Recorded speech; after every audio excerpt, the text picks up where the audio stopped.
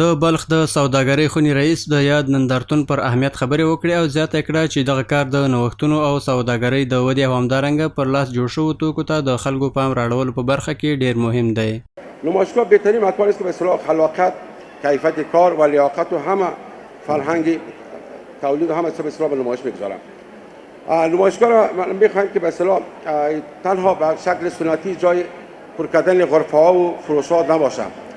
اینجا مهمتر از این همه است که به اصطلاح تولیدات خود ما به معرفی بگیریم و تفاوت‌ها را ارزیابی کنیم که از نمایشگاه قبلی تا نمایشگاه فعلی چقدر تغییرات آمدن. ورته مهال د بلخ مرستیال والی د دغه نندارتون ترسره کولې د هیواد په اقتصادي وده کې یو مثبت ګام یاد کړ او له نورو سوداګرو څخه یې هم وغوښتل چې د خپل هیواد په پرمختګ کې ونډه واخلي. تولیدات داخلی ما و شما رشد پیدا بکنه و ارتقا پیدا بکنه و ترقی بکنه و این در پایده همه ملت افغانستان است.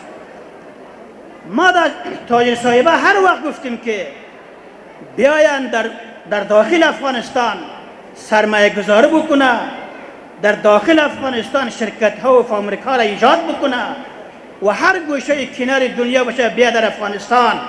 الحمدلله امروز افغانستان امنیت است و تماما کاروبار دنیایی در افغانستان مساعد است.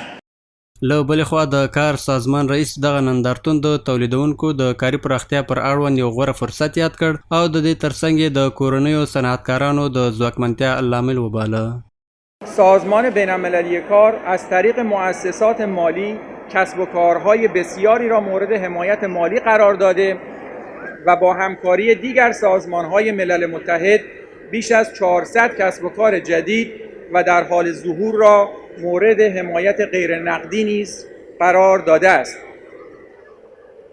همچنین در این مدت سازمان بین‌المللی کار در منطقه شمال کشور به بیش از 5600 نفر آموزش‌های مربوط به مهارت‌های کارآفرینی و توانمندسازی، دانش مالی و سیستم‌های توسعه بازار ارائه داده است تا افراد قادر باشند کسب و کارهای خود را ایجاد و آن را رشد دهند. سره له دې چې د صنعت او سوداګرۍ وزارت د مستهلکینو چارو رئیس د هیواد د ځانبسیا لپاره پر کورنیو تولیداتو ټینګار وکړ، خو له صنعتکارانو څخه یې هم وغوښتل چې د منل شوو معیارونو له مخې خپل توکي تولید کړي. شما هم به شرکتتان ارزش قابل شوین و هم به مستهلکین محترمی که عرضه کننده شما هستین، تقاضا کننده امور مستهلکین ما شما هستند. شما برای از هر کدامشان هم به شرکتتان هم به فابریکه خودتان ارزش قائل شوین و هم لابلا به مستهلکینتان ارزش قائل شوین که تمامی خصوصیاتی معیاراتی که استاندارد هست او را در نظر گرفته تولید بکنین. د یادول وړ ده چې په دغه نندارتون کې د کورنیو تولیداتو ترڅنګ د میرمنو پر لاس جوړ شوي توکي هم په 100 غرفو کې نندارې ته وړاندې شوي وو چې موخه یې د کورنیو صنعتکارانو د ځواکمنتیا کچې لوړول او د دوی نوښتونو ته د خلکو پام راړول وو.